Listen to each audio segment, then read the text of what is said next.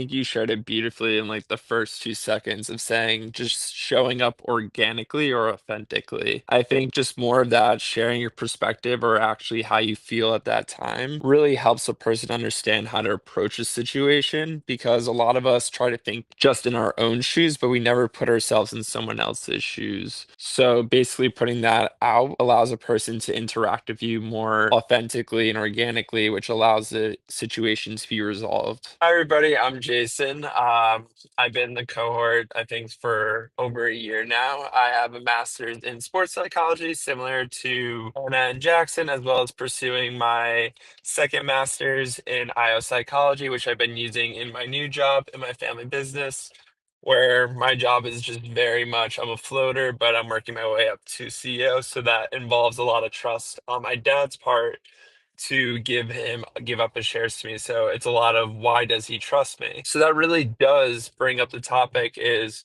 why do you trust somebody else? And I really want you guys to think about it. Like, what qualities make you trust somebody else, whether it be a coworker, a loved one, someone in your relationship? Why do you trust them? And what have they done for you to earn that trust? As I was reflecting as well, like the person that always pops up into my head is my mom. Yes, I am a mama's boy, but basically the reason why I trust her is a lot of these five tenets that are laid out on the screen and all that she has done for me in all my life. And just starting with the first one is sharing something real. When it comes to me and my mom or anything like that, it's having no filter and literally being able to share anything in your life. And that really boils down to what can happen in a workforce.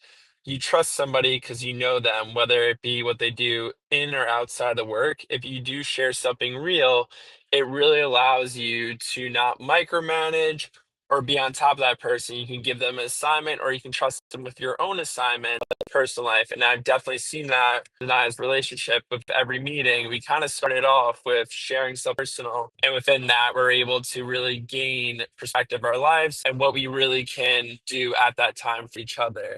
The second part is just reflect listening, similarly to how we were all just reflecting in the beginning of why we trust somebody. We're not there just to listen to act, we're listening to really understand that person.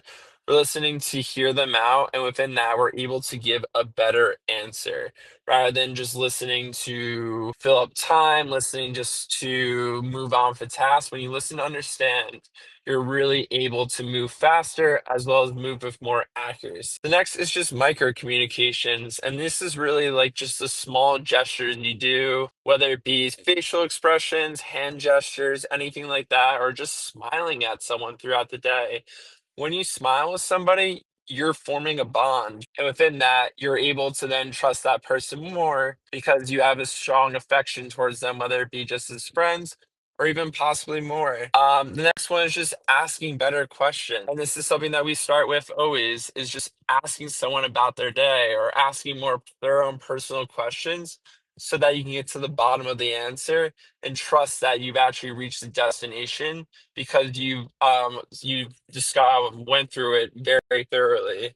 And the last one is micro down to a big topic of gratitude or really congratulating something on a task. A lot of people, we always look for somebody else. We always look for recognition. This shows up a lot in sports where a lot of people or a lot of pitchers want to be recognized for their efforts. However, we're only recognized for like the home run or throwing a no hitter. So just showing micro gestures on small tasks goes a long way because even a small step forward is still a step forward. So I always like to leave the trust conversation with a quote that really resonated with me is that you can only move as fast as the speed of trust, whether it be within yourself or with others. So, how can you convey trust within yourself and others starting today, or even starting right now or tomorrow? And a lot of it boils down to consistency.